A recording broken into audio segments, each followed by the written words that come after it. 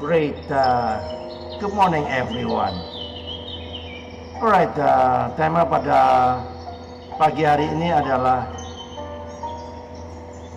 Christians who don't witness are enjoying the faith, not practicing. Kristen yang tidak bersaksi sedang menikmati iman dan bukan menjalankannya. Alright, welcome back in this Andre Sabat channel, my quality time with Jesus. Teman-teman, saudara sekalian yang terkasih di dalam Yesus Kristus, izinkan saya membuka dengan kalimat yang mungkin membuat sebagian orang yang mendengarnya tidak nyaman.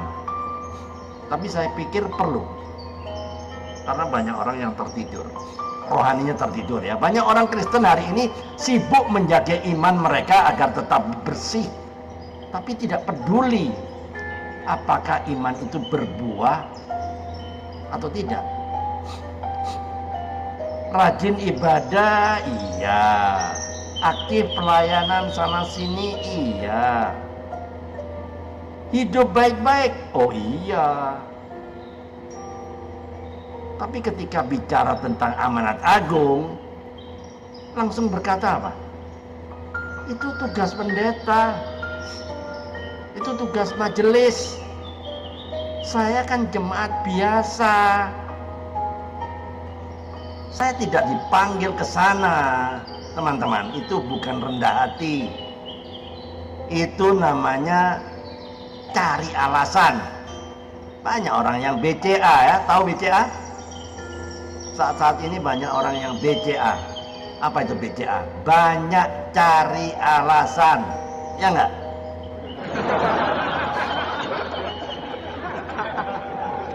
Yesus berkata dengan sangat jelas ya dalam Matius 28 ayat 19 sampai 20 kan?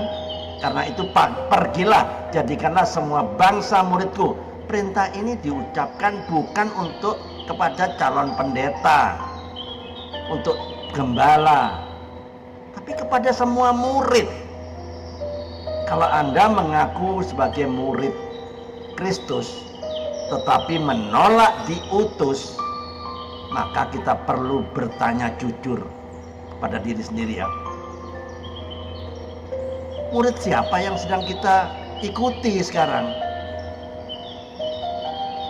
Kekristenan yang aman, nyaman, dan tidak berbahaya.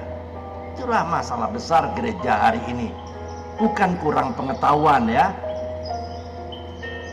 tapi terlalu banyak kenyamanan.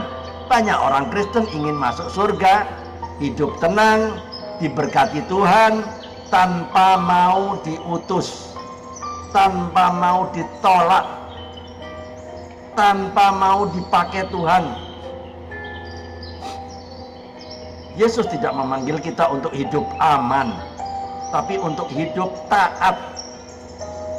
Comfortable Christianity is not biblical Christianity. Ya, kekristenan yang nyaman bukanlah kekristenan Alkitabiah. Saya mau tanya langsung ya kepada Anda semua yang sedang mendengar di YouTube ini ya. Seandainya hari ini Yesus berdiri di depan Anda dan berkata, "Pergilah." Apa yang pertama kali muncul di hati Anda? Tulis di komentar, di kolom komentar ya. Tulis jujur. Takut? Bingung? Atau siap? Tolong tulis di kolom komentar. Berbuat baik tanpa bersaksi itu sama dengan iman yang buntung. Teman-teman, berbuat baik itu mulia. Berbuat baik itu tidak salah, tapi berbuat baik tanpa bersaksi adalah iman yang pincang. Karena apa? Karena orang baik bisa masuk neraka. Orang bermoral bisa tersesat. Orang religius bisa saja tidak mengenal Kristus. Hanya Injil yang menyelamatkan. Good deeds may impress people, but only the gospel saves souls. Perbuatan baik bisa mengesankan manusia, tapi hanya Injil yang menyelamatkan jiwa. Yesus tidak pernah berkata, biarlah mereka melihat kebaikanmu. Enggak. Yesus tidak pernah berkata itu. Biarlah mereka melihat kebaikanmu dan selamat. Yesus itu berkata, pergilah dan jadikan murid. Saya mau bertanya jujur ya, tolong jawab. Sudah berapa lama Anda menjadi Kristen? Dan berapa orang yang Anda doakan secara serius supaya mengenal Kristus? Silakan tuliskan di kolom komentar. Ini bukan lomba, bukan. Ya, bukan lomba cepat-cepatan, enggak. Ini cermin pada kita semua, termasuk saya. Alasan sebenarnya kita tidak mau taat apa sebenarnya? Mari kita jujur di hadapan Tuhan. Bukan karena tidak mampu, bukan karena tidak tahu, bukan karena tidak diperlengkapi, tapi seringkali karena apa? Takut ditolak, takut repot, takut kehilangan kenyamanan. Padahal Yesus berkata, aku menyertai kamu senantiasa. Kita tidak disuruh menghasilkan pertobatan. Kita disuruh menyampaikan Injil. Obedience is our responsibility. Result are God's. Ketaatan adalah tanggung jawab kita. Hasil adalah urusan Tuhan. Saya mau tanya sekali lagi ya, apakah iman Anda sedang dipakai Tuhan atau sedang Anda nikmati sendiri? Tulis di kolom komentar, kolom chat ya. Dipakai atau dinikmati sendiri? Jujur saja. Tuhan tahu, jujur saja. Jadi pesan moralnya, iman Kristen bukan untuk disimpan, tapi untuk dibagikan. Amanat agung itu bukan tugas rohani kelas atas, bukan ya, melainkan tanda iman yang hidup. Kristen yang tidak mau bersaksi perlahan-lahan akan berubah menjadi Kristen yang hanya sibuk menjaga kenyamanan rohaninya. Nah, itulah yang terjadi, ya enggak? Mbak, jawab jujur pertanyaan dan tolong renungkan jawabannya. Saya mau bertanya, tolong jawab jujur dan renungkan masing-masing. 1. Apakah Anda benar-benar murid Kristus atau hanya penikmat kegiatan rohani? 2. Kenyamanan apa yang membuat Anda selalu menunda ketaatan pada amanat agung? 3. Kapan terakhir kali Anda mendoakan seseorang supaya mengenal Yesus? Terakhir 4.